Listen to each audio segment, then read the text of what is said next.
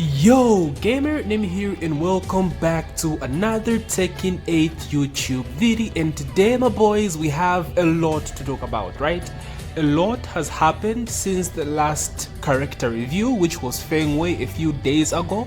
We had Tokyo Game Show happening just since yesterday, I believe, yesterday evening to today. For the Tekken segment, and a lot of stuff was announced. A lot was stuff. So this video might be longer than usual because we have a lot to cover. Now, I'm not going to be talking about what was being announced. We're just going to talk about my thoughts and everything and some of the biggest changes we're seeing to a Tekken game since Tekken 7. So make yourself comfortable, buckle in, grab a cold one, and let's talk about some good ass Tekken. So first things first, let's talk about the ranked system, because this is a huge hit for a lot of people, like in terms of playability, right? Now what I mean by that is ranked was announced to not have death matches anymore. So just like the CNT we had, the closed network test, every match you have in ranked is going to be best out of 3. Then the match ends or the set ends, then you have to search for a different opponent. You can't keep on rematching over and over again like how Tekken 7 ranked system works. So that's a very, very big change. So now I'm hearing different sides to how people feel about this. Some are for it, some are against it. For me, for example, I'm in Africa, for those of you that don't know. So Africa, we have an issue of not finding enough matches. It's very slow, right? We tend to search for long periods of time, maybe 20 minutes per session to find someone to play against, right? So for us, this is going to be a big loss since we can't keep on rematching. Once we find an opponent, we always have to change, switch characters or switch sets after 2 games or best out of 3. So this is gonna hurt for us, but hopefully the netcode in Tekken 8 is good enough to always find quick matches in this area, because from the CNT we had earlier, that was not the case. A lot of us were struggling, so for us we have to wait and see, but it's not looking good. Now this is good in a sense that it won't encourage farming, right? Rank point farming, because I am not gonna lie, I have done this so many times. You find an opponent that's very easy to beat, right? Because you can search for someone that's lower than your rank, maybe someone who's an intermediate or like beginner level, and if they're kind enough, they'll keep on rematching you because they want to get better, they want to see what they're doing wrong, right? So in the process, they're losing hella points, so they keep on rematching, they're salty, and you use that to your advantage to farm the hell out of points, so you keep getting rematch after rematch after rematch after rematch. So that will not be the case in Tekken 8 since you can't spam rematches all the damn time. So it's 50-50, but we'll have to see how it goes. For me, I have to wait because it's huge, it's a huge issue. Secondly, let's talk about the story mode. So they gave us the first 4 minutes of the Tekken 8 storyline, and already it's hella captivating, right? It begins off with a showdown between Kaz and Jin fighting in the middle of New York City, right? I love that they're touching the lore from the previous games. They talk about the war, talks about the devil Jin, although Jin doesn't mention a lot in terms of like why he's fighting Kazuya.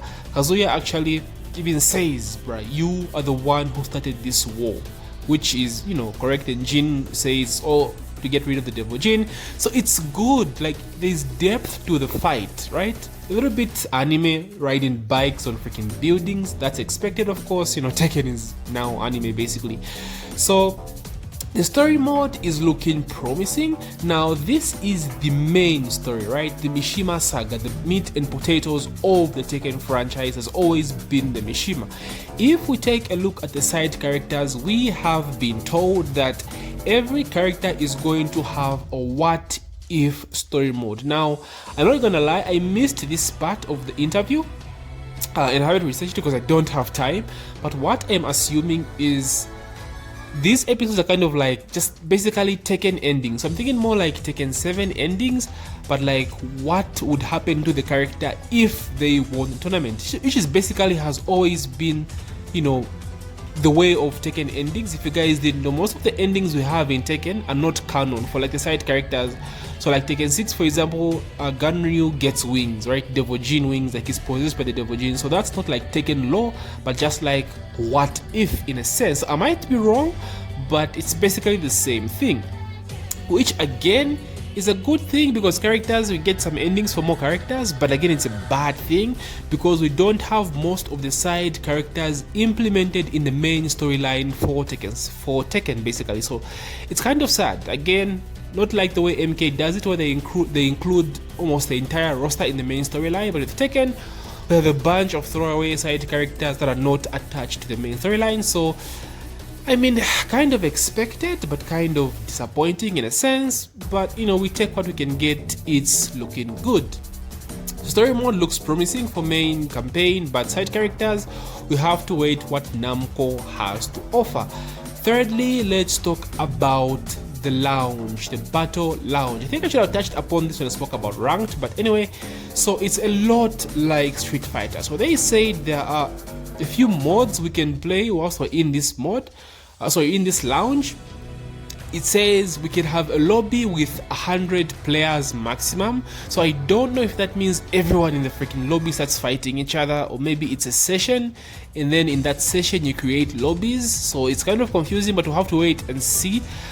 But it would be cool. So one thing they didn't mention is if we can have simultaneous matches at the same time, because I believe in Marvel Infinite you could fight at the same time. Like you'd have a lobby with like 6 people and you're all playing at the same time against each other, right? Someone loses, you know, you lose, you switch and fight someone else. You don't really have to wait like a queue, right? Like winner keeps controller is basically the old arcade days. So that's basically winner keeps controller, but arcade, like online mode, is what Tekken 7 has right now when it comes to lobbies. So simultaneous matches is something I really wanted. They haven't mentioned any sign of it, but I'm still hopeful that we get that for Tekken 8. So they said lobby of over 100 matches, sorry, 100 people. There is a Tekken customization mode, I believe. So I don't really know what it is about, but I think it's just basically customization. You just move around, boom, go get some outfits, boom.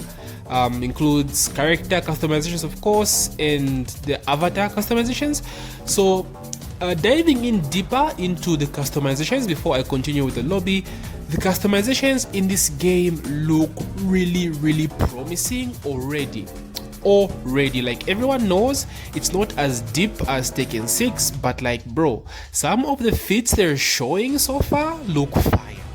They look insane, and the best part for me is that they have already implemented the default or other customization outfits in the character select screen, right? Like the closed beta test that we'll have in October, you know, next month on the 2023rd, it will have other costumes in that same beta. Like that's crazy, right? So Feng, for example, they showed his classic Tekken 5 outfit, his classic Tekken 5 suit, the red Yakuza suit. They showed that as well.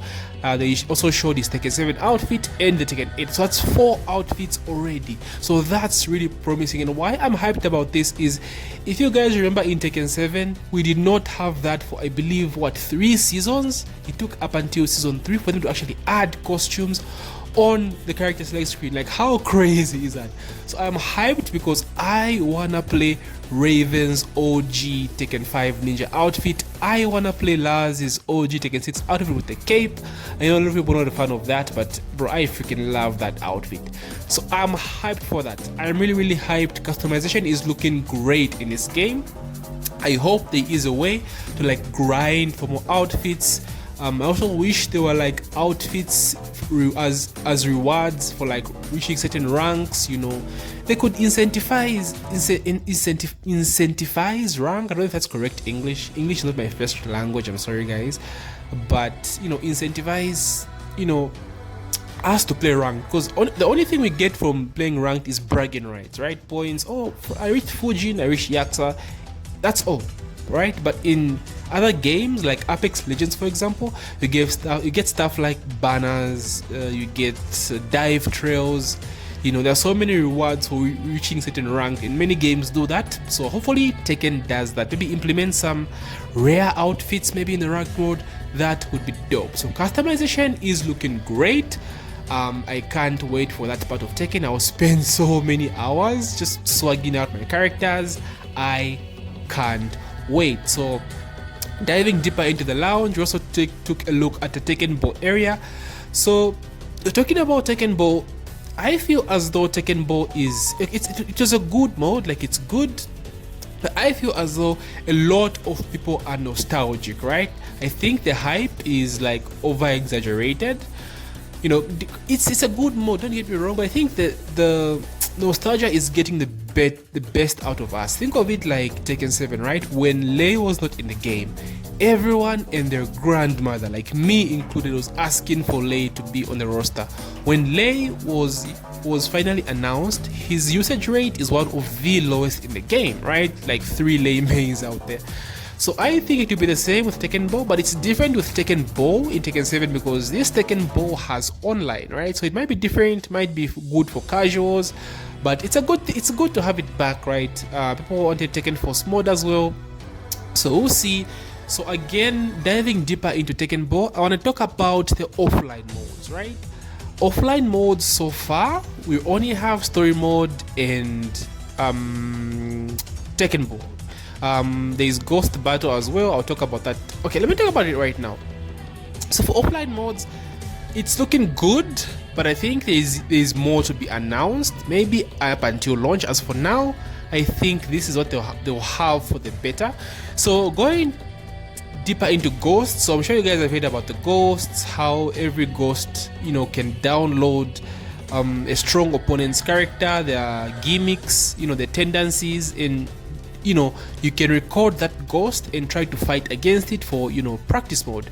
So they really hyped it up. They've spoken about it a lot. I don't know if it will be as good as they're making it seem, because one thing I'll say is that AI will always be AI. A computer is just a computer. It's not a human mind. And I believe the producer actually touched upon this in the interview. They said you won't have the habit, you know, the tendencies of the human touch. It's basically human touch. So whilst it might be good, there are going to be loopholes to this, right? One move, spammable move that breaks the AI, stuff like that. So don't expect so much. It's a marketing campaign, right? They have to make everything look good and sound good. So just keep that with an open mind. But it's a good thing, right? Get your ass beat, boom, download that ghost, boom, AI practice mode, and fight the hell out of it and try to see if you can, you know, notice similar thing that the AI is doing that your opponent was also doing. So it's a dub, like it's a dub. I can't deny such content. So Ghost Battle is looking great as well, looking great for in terms of game modes. So the lounge, I think that's all they had in the lounge. So like interactions, right, like emotes and stuff. I might be missing one thing, but it will come to me. Definitely will come to me. I wanted to talk about the practice mode as well. Practice mode has been enhanced. It has some new features, like, you know, like just basically good, like really good quality of life changes, right? You're setting into positions, right? If you want to do combos from like a side wall position, you can record that, boom, place yourself on a side wall, and then reset from exactly there instead of starting from the beginning. So they've done a lot. Quality of life, which is awesome, like awesome. Frame data is coming for free. Thank God we don't have to buy it again. Actually, I didn't even buy it because that was a scam, bro. Selling frame data, who does that, Harada? Damn you. So that's great as well. Frame data in the game for the sweats. Huge dub. Let's see what else in my dude, like they've announced so much. There's so much. I couldn't make one video. I had to like break down everything. But honestly, guys, like it's looking to be, if not the greatest Tekken game of all time, then at least top 3, top 4, top 5, right? Tekken 8, bro, like it looks amazing. Honestly, they've done so much. You can tell they're passionate about the game. So it's a good sight to see, right? You can tell the budget put into this compared to Tekken 7. So dude, it's looking good. I am excited. I'm so hyped for October, bro. I have to record as much content as possible. Like I'm hyped. I gotta book my sick days and just, bro, record and play a ton of Tekken 8. That's my plan for next month. Anyway, I'm getting sidetracked. There are a few changes to hit. I'm sure you guys have seen the patch notes. So basically just balance updates that to be applied for the next beta next month. So stuff like the hit will now drain if you're getting attacked. Before it was not draining, so if you're getting hit, you're getting juggled, your hit gauge will drain, I believe. If you look at the hit bar as well, they've kind of like segmented it into different sections, so that you know how can I say it, how each move or the amount each move can take off the hit gauge, like when performed whilst in hit. So for example, let's say pause death is right whilst in hit. That's a freaking powerful move. So they're like there's a huge segment that's separated into 3 chunks, like 3 chunks of bars.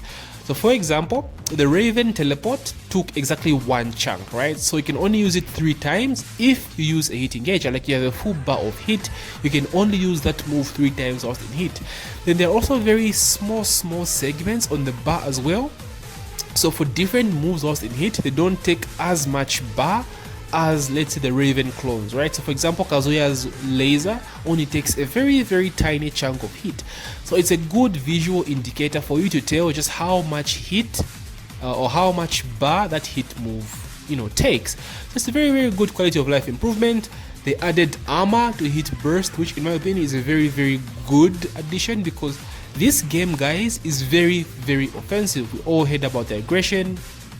It's a very offensive game, so we do need some defensive mechanics. So adding power crush to the hit burst is good, to the sense that someone activates hit right there in your face. Raven is all up in your face with your clones. Boom, hit burst. Panic mode hit burst, you get armor and you get priority.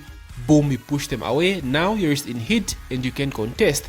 Before it was you can get interrupted, right? You can get counter hit. So adding that power crush is a really good addition in my opinion. But it can be both worlds, right? It means it's more oppressive as well, so you can look at it that way, but I'm looking at it for more of being a defensive mechanic, because you also lose hit, right? You don't get the full hit gauge that you get when you use a hit engager. So as much as of a good move or activation that it is, it does have some negatives to it. So it's good in my opinion. They reduce the chip damage as well. So the balancing team is, bro, they're listening to feedback. They are listening, so it's a good look. I'm hopeful for the final product at launch. So we looked at some Fang gameplay as well. So sorry, not Fang gameplay, Raven gameplay. Actually, we did look at Fang gameplay as well, but the Raven and Azucena gameplay was released first, so I don't really care about Azucena mains. I'm sorry, boys, but yeah, this character is just a troll, bro. It's just freaking Lucky Chloe reincarnated. So I'm sorry, any future Azure mains, I don't hate you, but I do hate your character. So it is what it is. But Raven though, Raven looks sick, right? Looking at this gameplay, most of his moves are still intact, which I like. So I won't dive deep into what has changed so far into like a breakdown. We'll make that a separate video. But he does look similar to Master Raven for the most part, or basically similar to Raven, because he was the OG. So most of his laws are still there. He has a new full crouch law, which seems to be his old back turn down 3. So I don't know if it's launch punishable, so it's from full crouch, which is good. He still has his down 4, his down back 4. Raven has always had good laws, right? He still looks nimble. His side step seemed good. His clones seem really oppressive, but I don't think they will be as strong as everyone makes them to be. I think they're just plus frames into mix-up, right? Because characters like, let's say Lars can force a 50-50 mix-up, right? Boom, he's in your face. But with Raven, he has to be in your face to actually do it. So it doesn't seem that strong, but it looks good. Like, it looks cool, and that's what really matters.